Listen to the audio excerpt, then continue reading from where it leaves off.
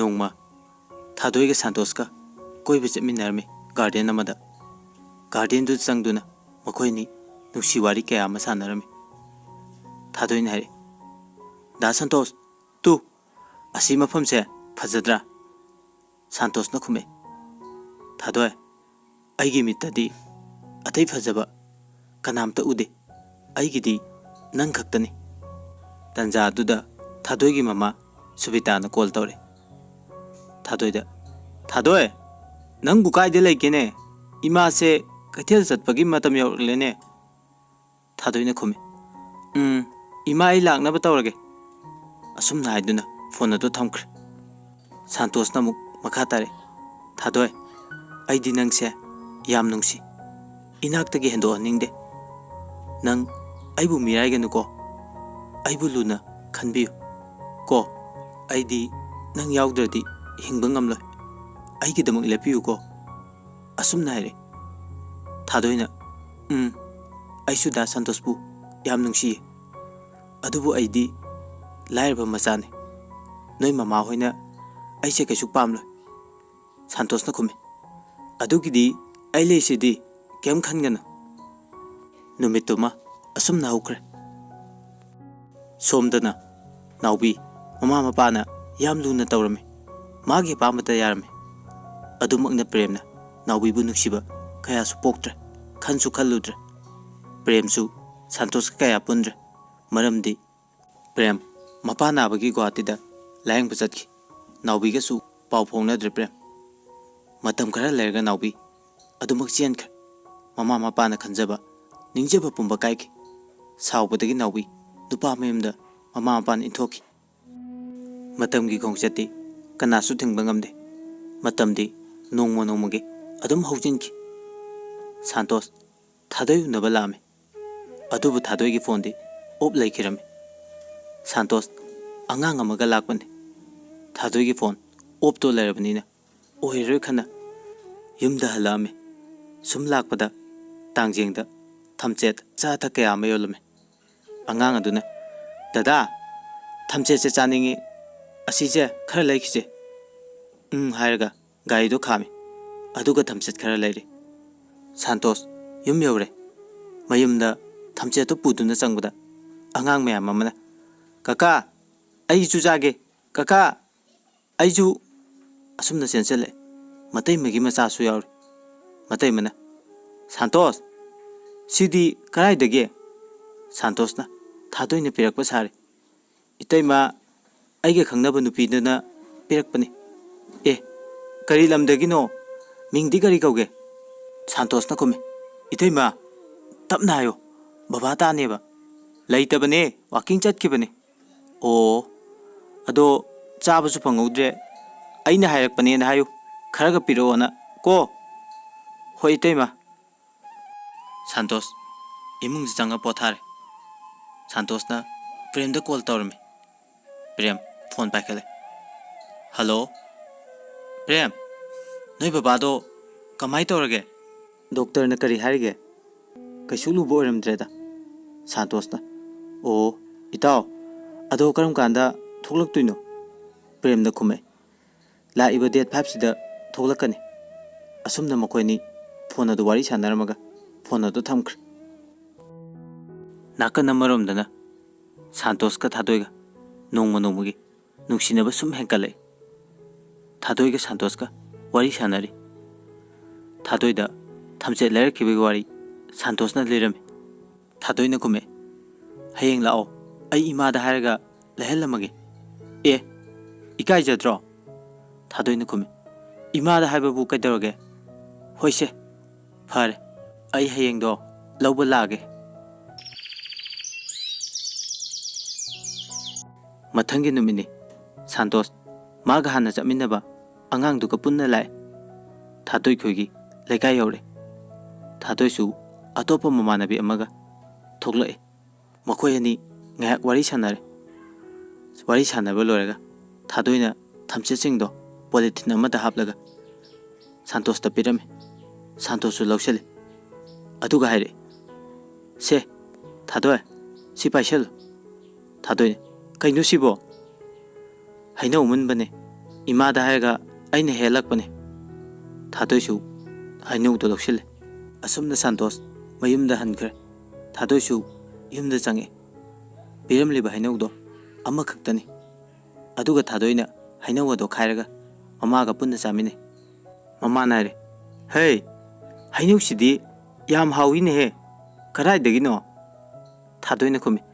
इमानबिना पिरमने ममाना मखा तारे इबेमा नंग थबक सिंगसे लोइसिलमो इमा दुकान फाउबदा चलुगे हो इमा मसीगी मतुंग थादोइना नाउबीदा नोंमा कॉल तौरमे नाउबी फोन उखले हेलो थादोइना हाय नाउबी नंगदी याम नुंगाइख्र माले नोंमुता फाउ निसिंग पिरखिद्रे नाउबीना कपली तौरगा हारे थादोय इमा इपाना इंथोक्लबी आइबु करमना नुंगाइगनी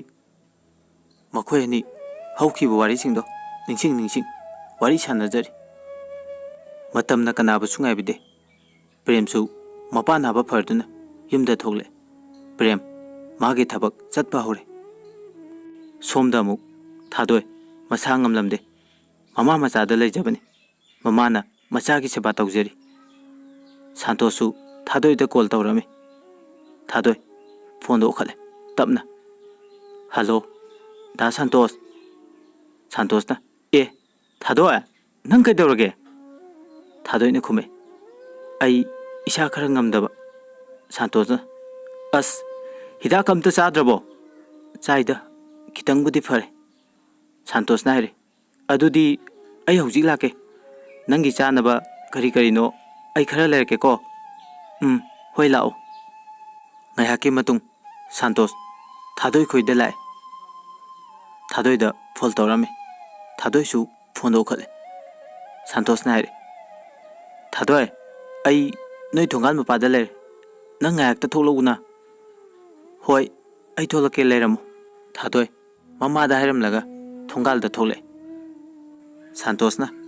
से हिदाकसु यावबने आइदुना अचापोतु पिरमे थादोय नोफे तौरगा लौरमे अदुगा हायरे थिलक्ट्रसु याबदुबु संतोषना खुमे इबेमा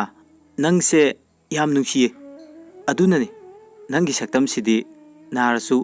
अदुम फजैबो इस अइंगोंदे हेनबा याम लैबनिको संतोषना हो नंगोंदे हेनबा फजबा थेंगनेरसु नंगदौना नुंसिबदी लारोये थादोय वाहे दु ताबदा याम हराउजे नुमितुमा असुमना हौख्रे मतम खरगे मतुंगदा हियांगतांग बोर लाइरंबेगी लाई खुरंबगी मतम यौरे थादोय बोर लाई खुरंबा चतनबा ममानबसिंगदा हौनरी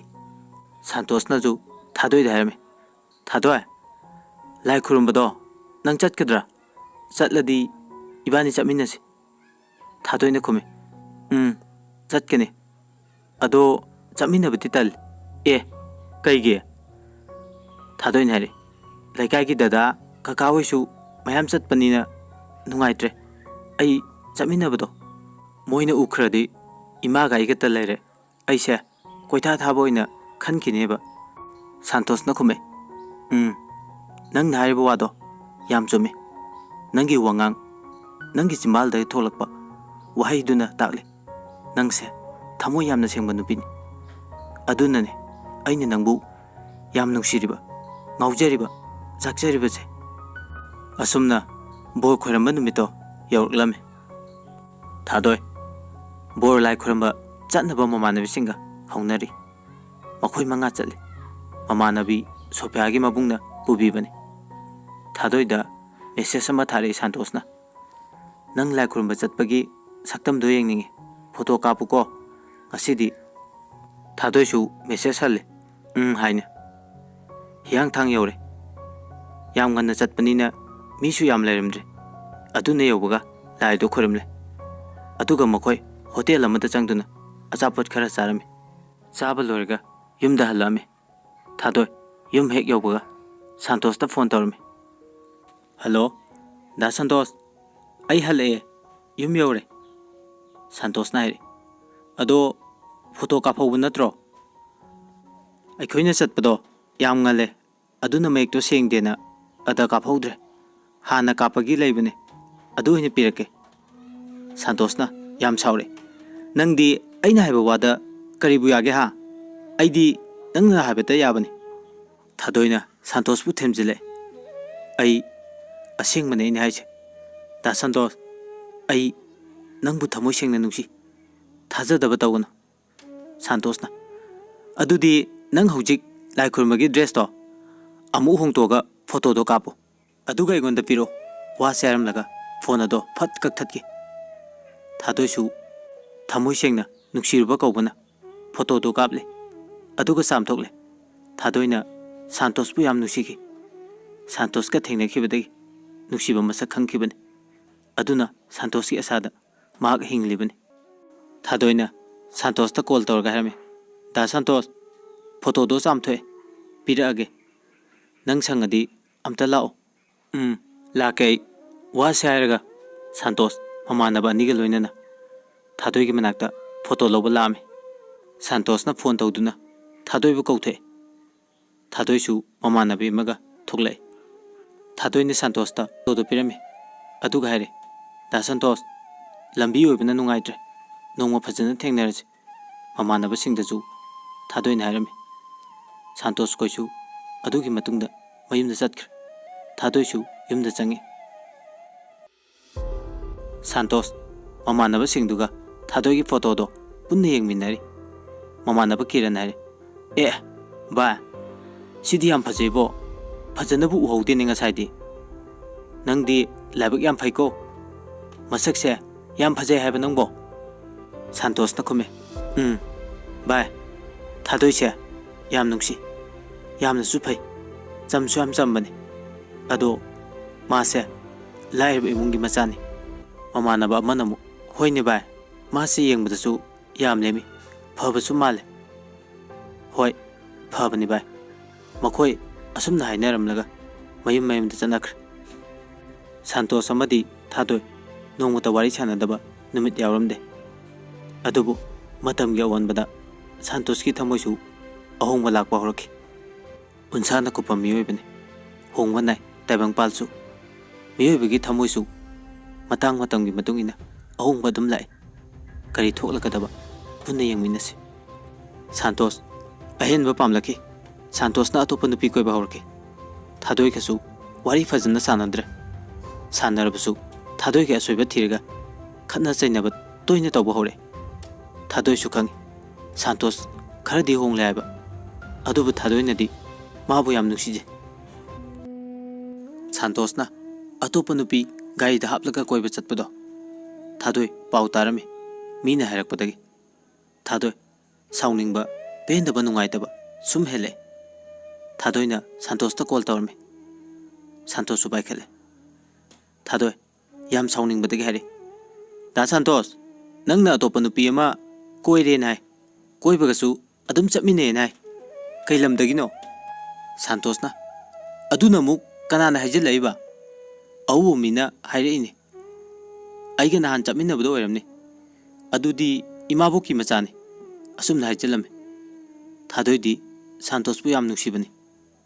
असावबदो खरा फरमे असुमना नुमिसिमसु हौख्रे मियोबगी थमोय अहोंगबा नाइबगुम संतोष थादोइगे असोइबा ngairaga lairibani संतोषना नोंमा थादोइदा कॉल तौरमे थादोइसु फोन दो खले हेलो दा संतोषना हायरे नंग काइदे लेगे याम लांगे नुमितो थादोइसु संतोष तायरमदना